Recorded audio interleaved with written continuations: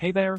So, imagine you have a folder full of .txt files with names like a_cor_001_i, _cor_001_2, a_cor_002_i, and so on.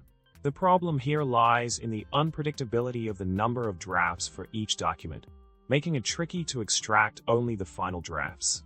That's where we need to find a way to group the drafts of each document together and pick out the ones with the highest number, like a_cor_004_4. Quite a challenge, right?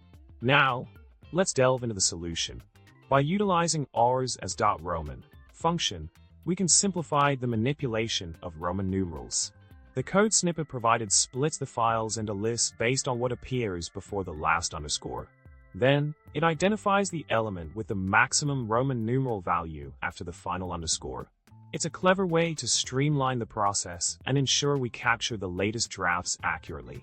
Expanding on the solution, the next step involves further refining the file selection process.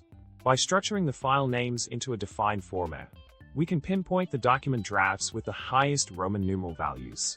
This method ensures we extract the most recent versions of each document systematically, without any room for error. In summary, we've overcome the challenge of extracting the final drafts from a folder of .txt files with varied draft numbers. By leveraging R's functionalities and a strategic approach to file segmentation, we've streamlined the process effectively. With that, it's a wrap. Remember to subscribe, like, and drop a comment below.